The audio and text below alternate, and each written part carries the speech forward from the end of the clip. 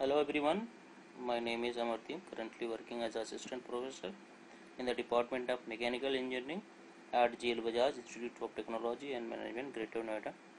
Today we are going to discuss the vapor power cycle. In this topic, especially we are going to discuss the regenerative cycle with feed water heaters. So let us start. पहले हमने ये पढ़ा है कि ideal regenerative cycle क्या होता है और आइडियल रीजनरेटिव साइकिल में with in the turbine expansion कैसे होता है, किस हिसाब से। मैं थोड़ा सा आपको प्रीवियसली रिवाइज करा दूं कि जो हमारा आइडियल रीजनरेटिव साइकिल था उसमें हमने आपने देखा है कि 8.4 जो हमारा फीड पंप से वाटर निकला है वो सीधा बॉयलर में ना जाके टरबाइन के थ्रू जाता था। अब टरबाइन में जो हमारे पास है, ये टरबाइन क्या है, एक एक्सपेंशन डिवाइस है, तो हर एक पॉइंट पे हमारा प्रेशर डिक्रीज कर रहा है, टेम्परेचर डिक्रीज कर रहा है, जो आप टीएस डायग्राम में देख पा रहे हैं। तो प्रैक्टिकली ये जो आइडियल रीजनरेटिव साइकिल है, ये रीजनरेटिव साइकिल प्रैक्टिकली ये एप्लीकेबल नहीं है, पॉसिबल नहीं है। क्यों पॉसिबल नहीं है, क्यों ये अप्लाई नहीं हो पा रहा? इसके दो तीन रीज़न हैं, उसमें हम डिस्कस करते हैं वन बाई वन कि ये इसलिए प्रैक्टिकली पॉसिबल नहीं है क्योंकि reversible heat transfer can not be obtain in finite limit. क्योंकि जो हमारे पास टरबाइन में एक्सपेंशन हो रहा है, हीट ट्रांसफर हो रहा है, वो क्या हो रहा है, रिवर्सिबल हीट ट्रांसफर हो रहा है। और कोई भी प्रैक्टिकल चीज़ हो उसमें रिवर्सिबल प्रोसेस नहीं होता है, रिवर्सिबली हीट ट्रांसफर नहीं हुआ था, क्योंकि सारे इरिवर्सिबल प्रोसेस होते हैं। और एक अगर रिवर्सिबल हीट प्रोसेस हो रहा है तो उसके लिए एक इनफाइनाइट टाइम चाहिए, और जबकि टरबाइन में क्या है कि इनफाइनाइट टाइम अवेलेबल नहीं है, पर्टिकुलर टाइम में एक्सपेंशन होता है, तो इसलिए एक फाइनाइट टाइम में रिवर्सिबल हीट ट्रांसफर नहीं हो सकता। पहला रीज़न ये है। दूसरा है कि इस हीट एक्सचेंजर में, that is the turbine, mechanically impractical है। मैकेनिकल इम्प्रैक्टिकल मैंने अभी डिस्कस किया आपसे कि क्योंकि टाइम लिमिट बहुत कम है, तो इसलिए विद इन टाइम लिमिट ये हीट ट्रांसफर नहीं हो सकता है। दूसरा क्या है कि moisture content of the steam in the turbine will be higher या हाई। आपको भी दिख रहा होगा इन टीएस डायग्राम, आप देखिए, अगर ये हमारे पास रीजनरेटिव साइकिल या रीजनरेटर ना लगा होता, आई मीन 4 to 5 के बीच में, ये 4 जो है ये फिर से टरबाइन में ना गया होता, तो एक्सपेंशन सिंपली होता क्या, 1 से 2 एक्सपेंशन होता।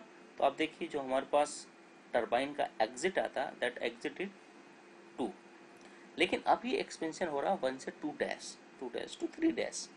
तो अब जो हमारे पास एग्जिट आ रहा है दैट इज 3 डैश, या आप कह सकते हैं 2 डैश। तो इन 2 डैश और 3 डैश और 2 दोनों को आप कंपेयर करके देखें, तो जो स्टीम 3 डैश पे है या स्टीम 2 डैश पे है, उसकी क्वालिटी पुअर है एज कंपेयर टू 8.2। तो अगर हमारे पास ये रीजनरेटर ना लगा होता तो हमारा एक्सपेंशन होता, और एक्सपेंशन के बाद जो हमारी स्टीम मिलती that is the much higher quality as compare to regenerative cycle. तो रीजनरेटिव साइकिल में क्या हो रहा है कि क्वालिटी ऑफ स्टीम जो है वो डिक्रीज कर रही है।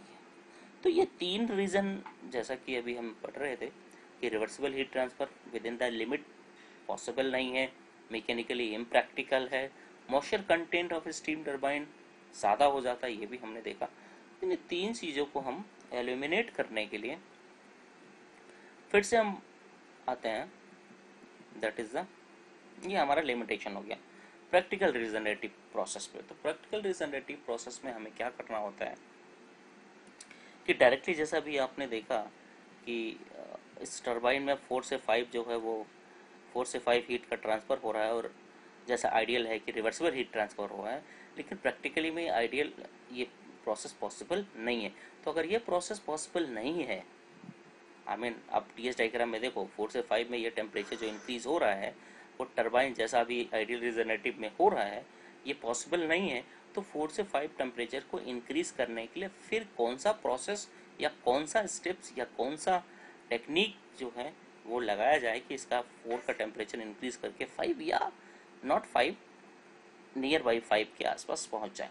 तो उसके लिए फीड वाटर हीटर, या आप कह सकते हैं कि that is the practical representative process को हम अप्लाई करते हैं। अब प्रैक्टिकल रिप्रेजेंटेटिव प्रोसेस में क्या होता है, एक फीड वाटर हीटर लगा होता है।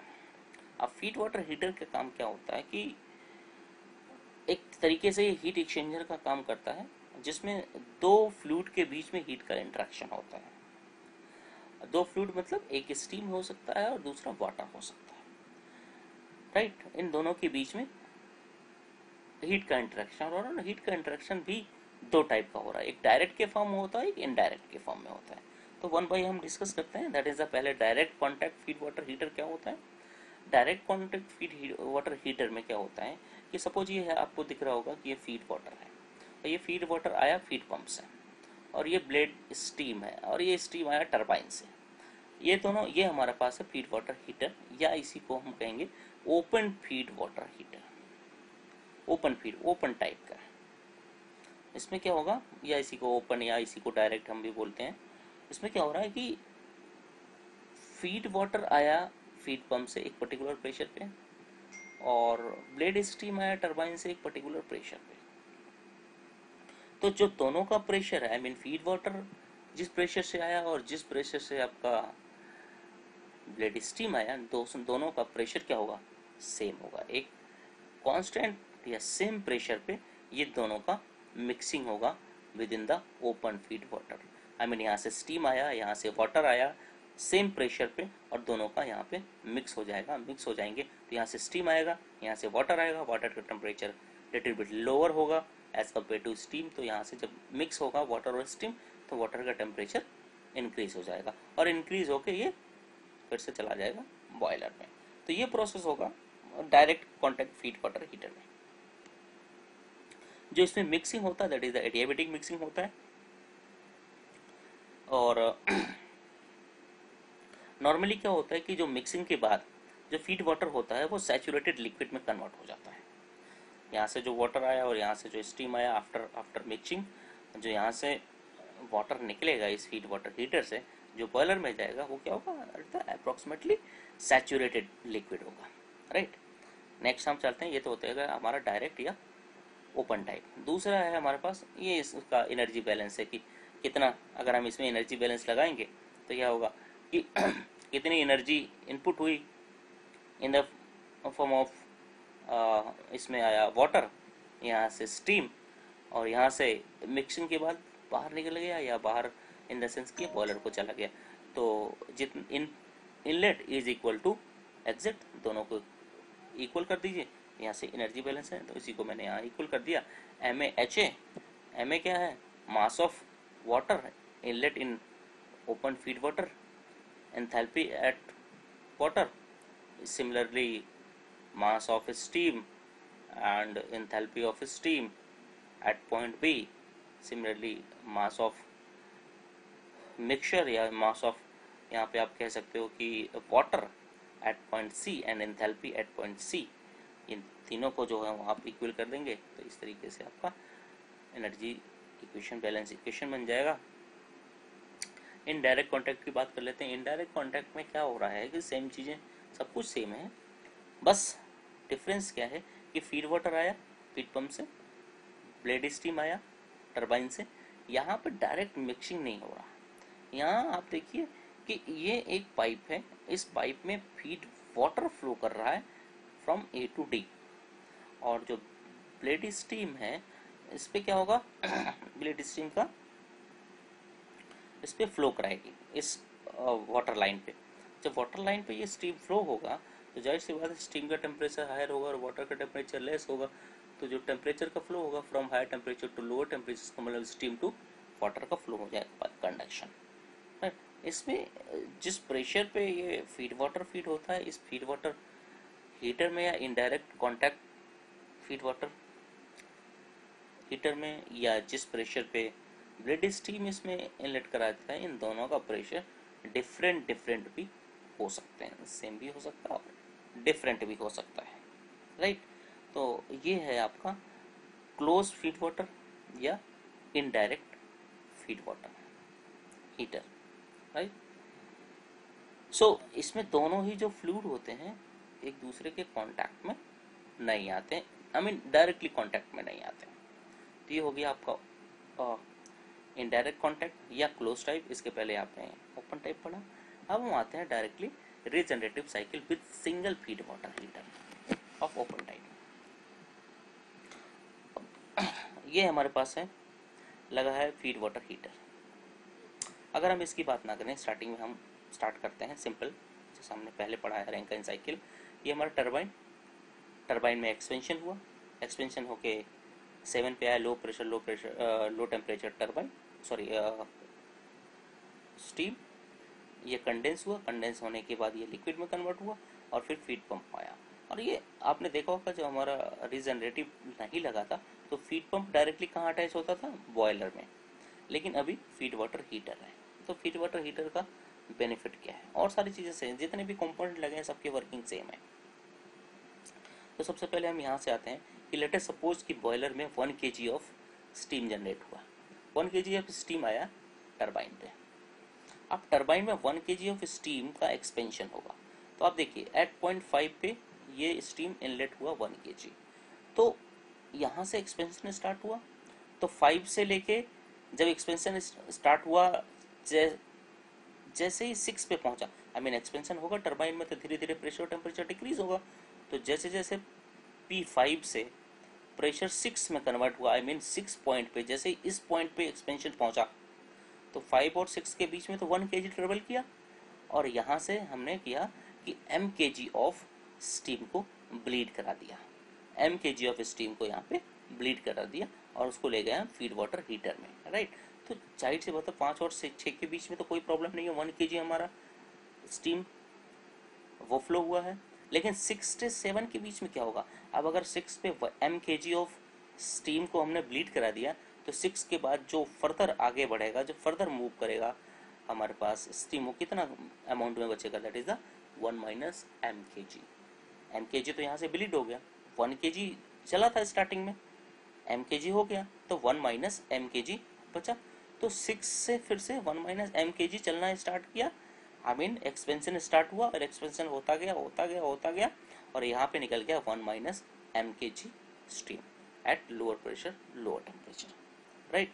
तो 1 माइनस m kg यहाँ से आया steam lower pressure lower temperature पे, कंडेंसर में आया, कंडेंस हुआ, कंडेंस होने के बाद फिर से आया फीड पंप।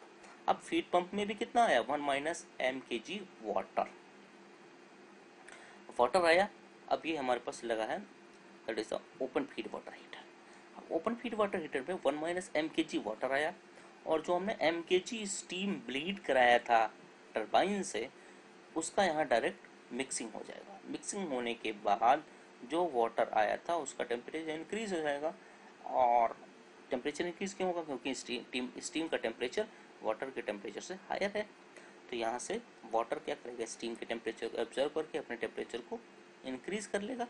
तो ये दोनों मिक्स हो गए, यहाँ से आया m kg, यहाँ से आया 1 माइनस m kg, और इन दोनों का मिक्सचर जो एट 0.3 पे निकलेगा that is a saturated water, और क्वांटिटी कितनी होगी, अमाउंट कितना होगा 1 kg। 1 kg कैसे, 1 माइनस m प्लस m कितना हो गया 1 kg। अब यहाँ पे फिर से आ गया 1 kg ऑफ सैचुरेटेड वाटर। अब 1 kg ऑफ सैचुरेटेड वाटर गया हीट पंप 2 में, हीट पंप 2 क्या करेगा, इसको फिर से बॉयलर में भेज देगा, सैचुरेटेड वाटर को बॉयलर में फीड कर देगा। बॉयलर में फिर से क्या होगा, स्टीम में कन्वर्जन होगा, फिर 1 kg ऑफ स्टीम निकलेगा, 1 kg ऑफ स्टीम फिर से टरबाइन में, टरबाइन से फिर से कंडेंसर में, राइट। तो ये कंटिन्यूस प्रोसेस चलता रहेगा। तो इसका टीएस डायग्राम देखते हैं। ये इसका टीएस डायग्राम आप देखिए, 3 प्रेशर लाइन आपको दिख रहा होगा।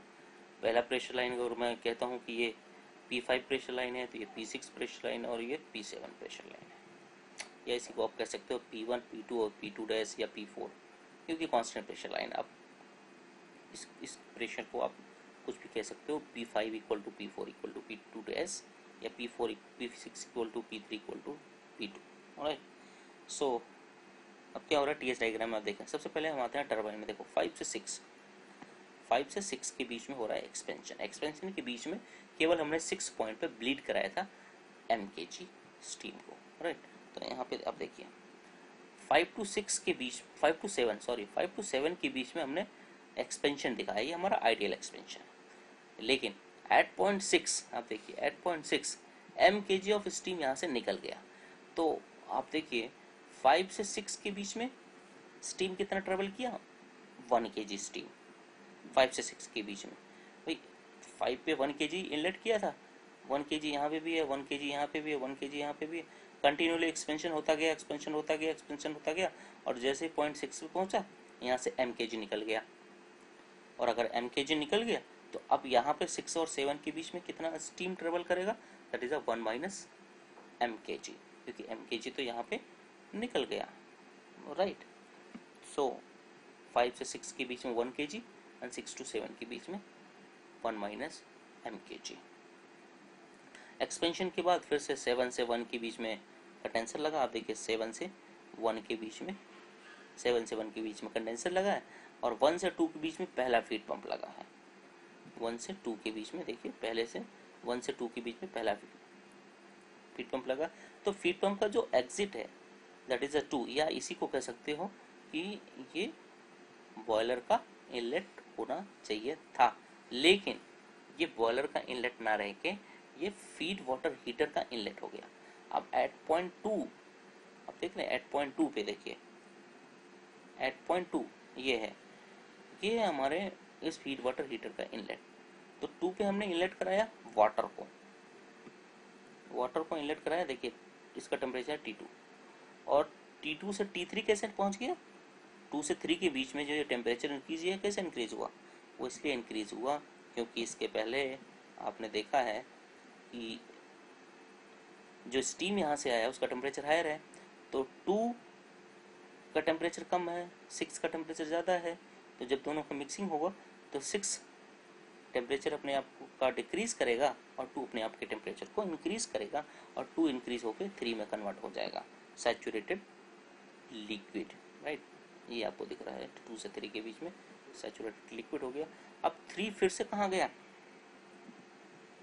अब 3 गया फिर से दूसरे फीड पंप में, दूसरे फीड पंप में 1 kg, दूसरे फिर से वो क्या करेगा, फीड करेगा बॉयलर में।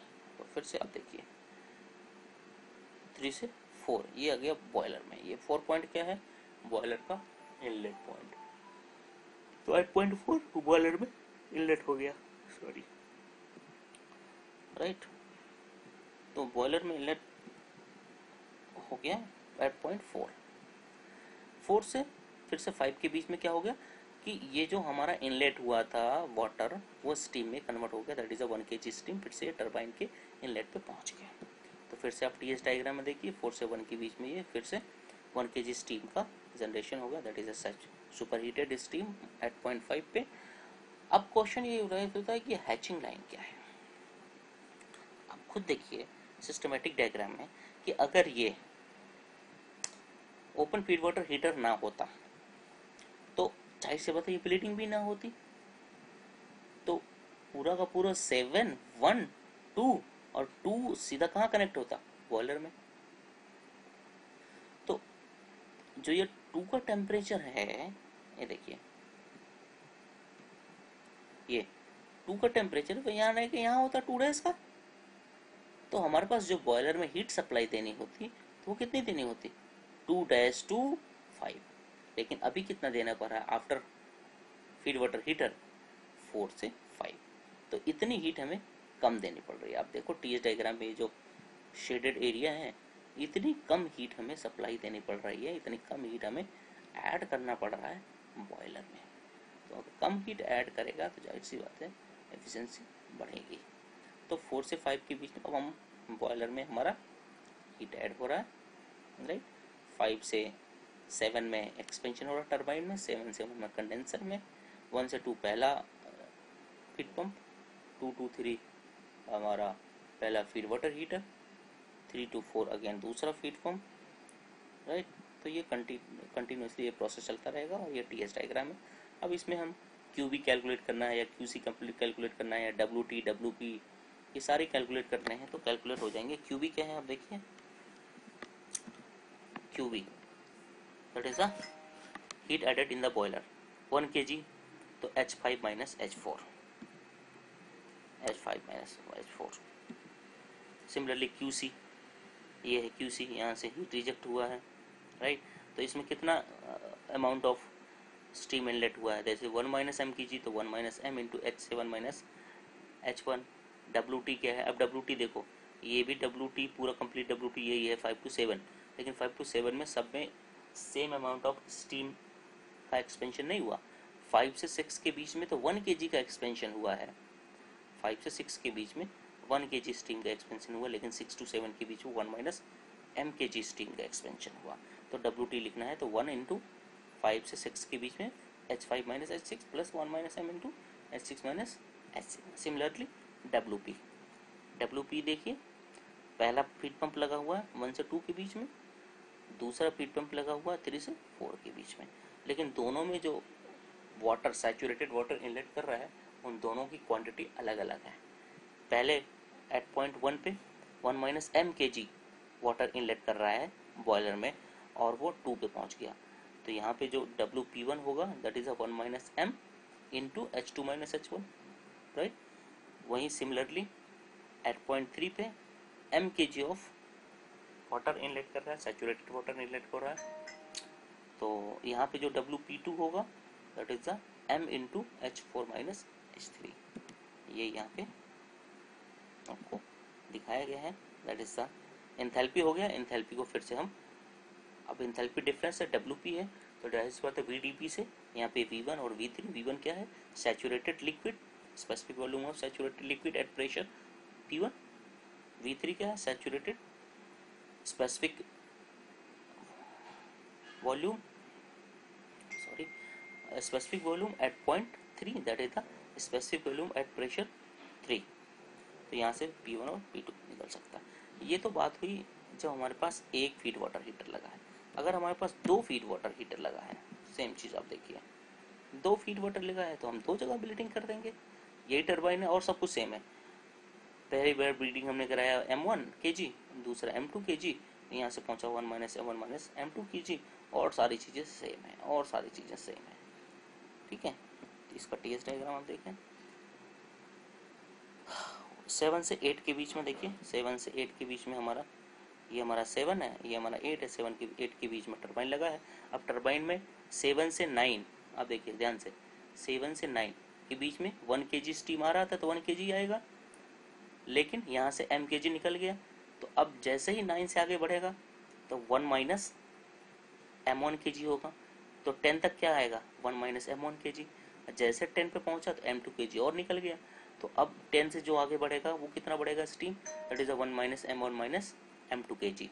जो 8 पे एग्जिट करेगा वही कंडेंसर पे जाएगा, 1 minus M1 minus M2 kg। Condenser से फीड पंप थर्ड में आएगा, 1 से 2 के बीच में तो लगा हुआ है feed pump 1, sorry not third, 1 है, 1 से 2 के बीच में पहला फीड पंप लगा है, जिसमें जो हमारा सैचुरेटेड वाटर इनलेट हो रहा है that is 1 minus M1 minus M2 kg आया पहला फीड वाटर हीटर में। यहाँ से M2 आया, यहाँ से M1 minus M2 minus M1 1 minus M1 minus M2 आया, दोनों मिक्सिंग हुई, मिक्सिंग होने के बाद यहाँ पे कितना होगा 1 माइनस M1, क्योंकि M2 कैंसिल आउट हो जाएंगे, तो 1 माइनस M1 kg आया।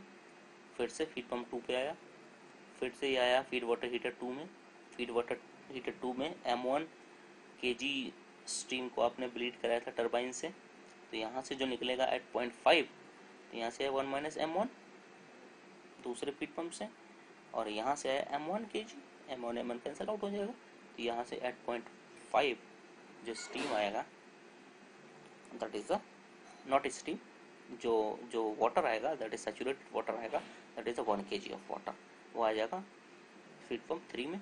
फीड पंप 3 क्या करेगा, लिटिल बिट प्रेशर इंक्रीज करके बॉयलर में फीड करा देगा, बॉयलर में फिर से स्टीम का कन्वर्सन हो जाएगा, और ये प्रोसेस कंटिन्यू है। इसी का TS डायग्राम आप देखिए, 7 to 8 एक्सपेंशन हुआ टरबाइन में, लेकिन एक्सपेंशन भी 3 स्टेप्स में। पहला 7 से 9 पूरा 1 kg स्टीम ट्रेवल किया, 7 से 9 1 kg स्टीम ट्रेवल किया, 9 to 10 1 minus M1 kg, 1 minus M1 kg, 10 to 8 1 minus M1 minus M2 kg, right.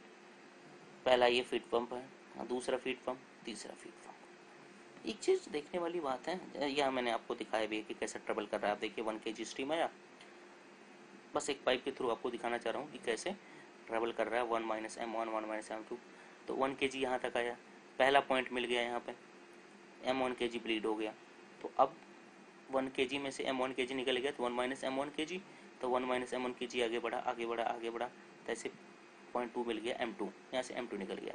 तो 1 माइनस M1 माइनस M2 अब आगे बढ़ेगा। तो इस तरीके से इसका फ्लो होगा स्टीम इन टरबाइन। दूसरी एक चीज़ और देखने वाली बात है कि 0.7, 0.5, 0.3, 0.1, आई मीन जितने पॉइंट सैचुरेटेड वेपर लाइन या सैचुरेटेड लिक्विड लाइन पे हैं वो सारे के सारे कहाँ स्टीम टेबल से कैलकुलेट हो जाएंगे। प्रॉब्लम कहाँ आएगी, प्रॉब्लम कैलकुलेट एंथैल्पी कैलकुलेशन में आएगी 9, 10, 8, 2, 4, 6। तो 9, 10 और 8 ये तो वेट रीजन में है, इसको भी हम इजीली कैलकुलेट कर सकते हैं, चाहे हम मोलर डायग्राम से कर लें और चाहे हमारे पास जो अल्टरनेट मेथड है फॉर्मूले से, उसको भी हम करके देख लेते हैं। तो यहाँ पे भी हम ड्राइनेस फ्रैक्शन निकाल लेंगे और ड्राइनेस फ्रैक्शन निकालने के बाद और एंथैल्पी कैलकुलेट कर लेंगे। लेकिन 0.2, 0.4, 0.6 ये सब कूल्ड रीजन है, सब कूल्ड रीजन में हमें एंथैल्पी कैलकुलेट करनी है। इसके पहले अगर हम ये देखें कि हमारे पास 2 फीड वाटर हीटर लगे हैं, दोनों फीड वाटर हीटर में एनर्जी बैलेंस लगाते हैं। तो 1 बाय 1 करके हम देखते हैं एनर्जी बैलेंस कैसे लगा रहे हैं। ये सारा कैलकुलेशन है एनालिसिस से। देखिए WT हमारा निकल गया। WT निकालने के लिए अब देखिए WT अगर निकालना है, ये पूरा WT है, तो WT एक ही स्टेप में तो हुआ नहीं, 3 स्टेप में हुआ है WT, क्योंकि हर एक सेगमेंट में देखिए 7 to 9 1 kg स्टीम ट्रेवल किया, 9 to 10 1 minus M1 kg steam travel किया, 10 to 8 1 minus M1 minus M2 kg steam travel किया। तो WT निकालने के लिए क्या होगा, WT equal to 1 kg into this enthalpy difference H7 minus H9 plus 1 minus M1 kg into H9 minus H10 plus 1 minus M1 minus M2 into H10 minus H8। तो इस तरीके से यहाँ से WT निकल गया। QB और QC भी इस तरीके से देख लीजिए, बॉयलर में जो हीट ऐड हुआ तो यही हुआ, और बॉयलर में कितना मास 1 kg मास गया है, राइट। कैसे 1 kg गया है, अब देखिए यहाँ से यहाँ पे आ गया 1 kg, और ये फीड पंप पे आया 1 kg, और 1 ही kg कहाँ गया बॉयलर में। तो इस तरीके से बॉयलर में 1 kg गया, तो 1 into H7 minus H6 QB हो गया। QC कितना हीट रिजेक्ट हुआ, इतना 8 से 1 के बीच में। तो 8 से 1 के बीच में आप देखिए 1 माइनस M1 माइनस M2 मास का इसमें स्टीम इनलेट हुआ कंडेंसर में। तो QC क्या होगा, QC equal to 1 minus M1 minus M2 into enthalpy difference in condenser that is H8 minus H1। ये यहाँ पे QC लिखा गया है। WP सिमिलरली WP आएगा, this WP1 WP2 WP3। P1 P2 P3 की क्यों अलग अलग हो रहा है, क्योंकि सब में जो अमाउंट ऑफ मास एंटर हो रहा है वाटर का वो अलग अलग है। जैसे 1 में 1 माइनस M1 माइनस M2, तो इसका जो WP1 होगा वो होगा 1 minus M1 minus M2 into H2 minus H1 plus M2 into H4 minus H3 plus M1 into H6 minus H5। तो ये हो गया WP। तो फिर से आते हैं, जो 2 फीड वाटर हीटर लगा है उसमें अगर हम एनर्जी बैलेंस करके देखें, तो पहला फीड वाटर हीटर है, पहले फीड वाटर हीटर में देखिए किस किस पॉइंट के बीच में लगा है, 10, 2 और 3। देखिए अगर मैं वहाँ तक पहुँचूँ, ये देखिए पहला फीड वाटर 10, 3, 2 के बीच में लगा है। M2 kg यहाँ से है 1 minus M1 minus M2 kg, और वहाँ से M1 माइनस M1 kg निकल गया है। इसी पे हम एनर्जी बैलेंस लगाने की कोशिश कर रहे हैं। देखिए पहला है फीड वाटर में, तो एट पॉइंट 10 पे M2 kg एंटर हुआ, ये स्टीम है। 1 माइनस M1 माइनस M2 ये आया वाटर एट पॉइंट 2 पे, 1 minus M1 kg saturated water यहाँ से निकल गया। एनर्जी बैलेंस में जितना इनलेट है इक्वल टू उतना आउटलेट। तो M2 into enthalpy at point 10 H10 plus this 1 minus M1 minus M2 into enthalpy at point 2 equal to 1 minus M1, क्योंकि ये बाहर जा रहा है, 2 ये अंदर आ रहे हैं और ये बाहर आ रहा है, तो इक्वल करते हैं 1 minus M1 minus into H3। Similarly feed water heater 2 में same concept feed water heater 2 में लगेगा। H2 H4 H6 का कैलकुलेशन, आई मीन जो ये सबकूल्ड रीजन पे हैं, ये इंथैल्पी 2, 4, 6, इन इंथैल्पी को कैलकुलेट कैसे किया जाएगा इसमें देखिए आप लोग। मान लीजिए H2 का कैलकुलेशन है, तो WP1